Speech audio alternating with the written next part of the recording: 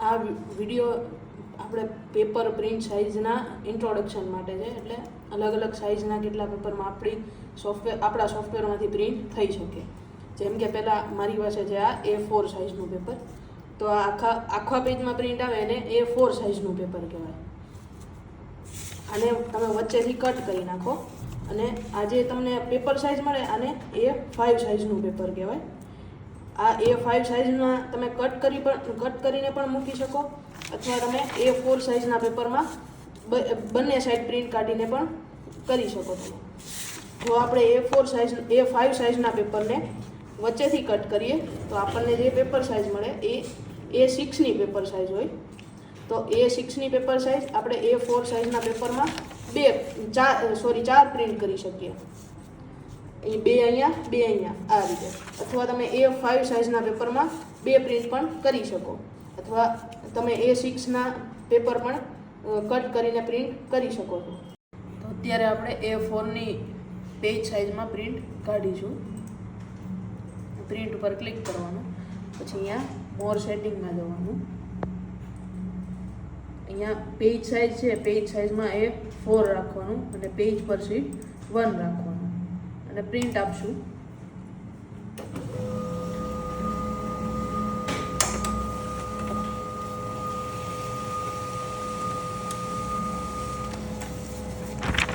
તો આ A4ની page size છે. તો અત્યારે આ A4ની પેજ સાઇઝ છે. તો આપણે A5માં એટલે કે A4ની પેજ સાઇઝમાં 2 પ્રિન્ટ, A5ની એટલે આનું અડધું આ રીતે આટલી પેજ સાઇઝમાં આપણે પ્રિન્ટ કાઢીને બતાવ્યું.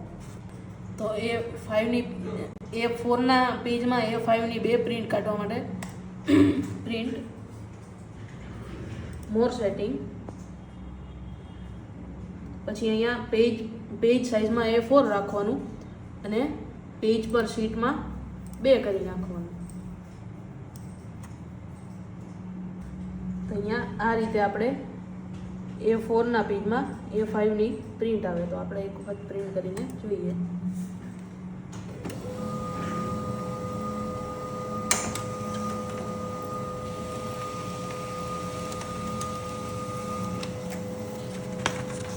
તો આ તમે જોઈ શકો છો A4ના પેજમાં A5ની 2 પ્રિન્ટ. A5ની 2 પ્રિન્ટ છે. તમારે એવું ન કરવું હોય કે A5 રેડીમેડ પેપર પણ મળે છે. આ A5ની પ્રિન્ટ થઈ. તો તમારે આ રીતે રેડીમેડ પેપર આવે એની ઉપર પ્રિન્ટ કાઢવી હોય તો પણ આપણા સોફ્ટવેરમાં પોસિબલ છે.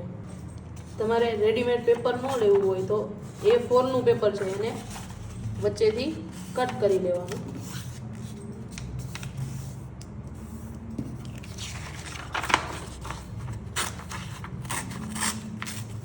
આ રીતે કટ કરી લેવી એટલે આ A5 સાઇઝનું પેપર થઈ ગયું. આ A5 સાઇઝની પેપર છે. તો એને આપણે પ્રિન્ટરમાં કઈ રીતે મૂકવું? તો પહેલાં તો પ્રિન્ટરમાં આપણે નોર્મલ આપણને અંદાજિત સેન્ટર હોય એમાં મૂકી દેવાનું.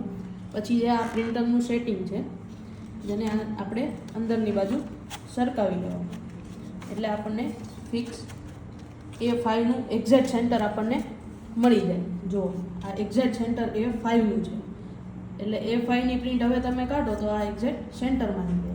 તો અત્યારે આપણે A5ની પ્રિન્ટ કાઢીએ, પ્રિન્ટ કરીએ. મોર સેટિંગ, પેજ સાઇઝમાં A5 અને પેજ પર શીટમાં 1. આપણે આ રીતની પ્રિન્ટ નીકળે. આપણે એક પ્રિન્ટ કરીએ.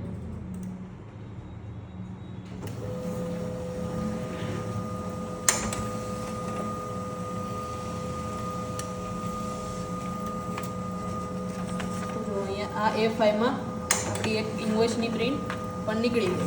આ આપણી પાસે A5ની પ્રિન્ટ છે. A5ની પ્રિન્ટમાં આપણે A6ની પણ પ્રિન્ટ કાઢી શકીએ. A6 એટલે A5નો અડધો ભાગ. એટલે આપણે આટલી પણ પ્રિન્ટ કાઢી શકીએ. તો A5ના પેજમાં આપણે 2 પ્રિન્ટ કાઢવી હોય A6ની તો તે પણ પોસિબલ છે. તો આપણે A5 પેજમાં 2 પ્રિન્ટ કાઢીને જોઈએ. પ્રિન્ટ કરવાની.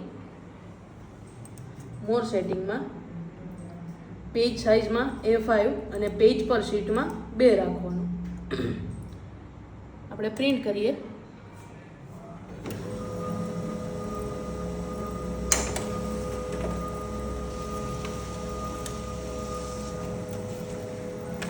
તમે જોઈ શકો છો અહીંયા A5 પેજમાં આપણે A6ની 2 પ્રિન્ટ કાઢી. તો હવે આ A5 સાઇઝનું પેજ છે, એમાં આપણે A6ની 2 પ્રિન્ટ કાઢી છે. હવે આપણે સિમ્પલ A6ના પેજમાં પ્રિન્ટ કાઢવી હોય A6 પેજના સાઇઝમાં, તો A5ના પેજને અડધું કટ કરી દેવાનું. તો આ A6નું પેજ બની ગયું અને એમાં એક પ્રિન્ટની સાઇઝ થાય. તો આપણી પાસે આ A5 સાઇઝનું પેપર છે, તો એને આપણે A6નું બનાવવું હોય તો એને વચ્ચેથી કટ કરી લેવાનું. તો આપણને A6 પેપર સાઇઝનું પેજ મળે. આ રેડીમેડ પણ મળે છે A6 સાઇઝના. તો આ પર થઈ ગયું. આપણે હવે જેમ A5 સાઇઝના પેપરને મૂક્યું એમ તમને અંદાજ આવે એ રીતે A6નું પેપર સેન્ટરમાં મૂકી દેવાનું. પછી જે આપણે આ એડજસ્ટ કરવાનું આવે અહીંયા આનાથી એડજસ્ટ કરી દેવાનું, તો તમને એક્ઝેક્ટ પ્રોપર સેન્ટર મળે. તો આ A6નું પ્રોપર સેન્ટર થઈ ગયું.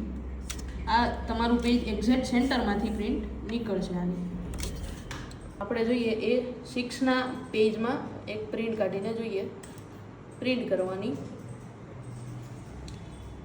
મોર સેટિંગમાં જવાનું, પેજ સાઇઝમાં A6 સિલેક્ટ કરવાની અને પેજ પર શીટમાં 1 જ રાખવાનું. તો આ રીતની પ્રિન્ટ આવે. આપણે પ્રિન્ટ કરીએ.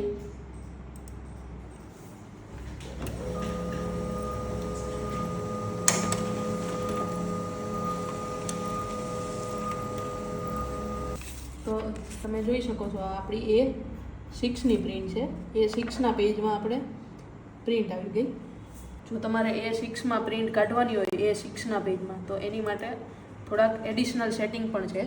જે પ્રિન્ટ કરવાનું, મોર સેટિંગમાં જવાનું, પછી અહીંયા નીચે છે જો પ્રિન્ટ યુઝિંગ સિસ્ટમ ડાયલોગ, તો અહીંયા ક્લિક કરવાનું.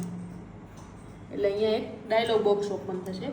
પ્રિન્ટર સિલેક્ટ કરવાનું, પ્રેફરન્સીસમાં જવાનું અને જે આ પેજ સાઇઝ છે એમાં A6ની સાઇઝ કમ્પલસરી રાખવી કમ્પલસરી છે. અહીંયા રાખવી કમ્પલસરી છે. એની વગર A6માં પ્રોપર ન નીકળે.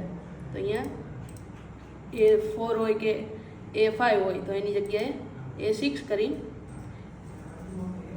ઓકે કરી દેવાનું. પછી અહીંયા ઓકે કરી દેવાનું. પછી તમે જે પ્રિન્ટ કાઢશો તો એ A6માં પ્રોપરલી નીકળશે. તો આ આપણી A4ની પ્રિન્ટ છે. આપણે હવે A4માં A5ની પણ પ્રિન્ટ કાઢી દીધી. તો આ તમે જોઈ શકો છો A4ના સેમ પેપરમાં A5ની 2 પ્રિન્ટ. હવે સિંગલ A5ની પ્રિન્ટ જો તો આ સિંગલ A5ની પ્રિન્ટ થઈ ગઈ. એટલે A4નું અડધું પેપર. હવે આપણે A5ના પેપરમાં પણ A6ની 2 પ્રિન્ટ કાઢી દીધી. તો આપણે A6ની 2 પ્રિન્ટ થઈ ગઈ અને આપણે A6ની સિંગલ પણ કાઢી હતી. તો આ A5ના પેપરનું અડધું પેપર એટલે A6માં પ્રિન્ટ છે. તો આ અલગ અલગ આ રીતે આપણા સોફ્ટવેરમાંથી પ્રિન્ટ નીકળી શકે.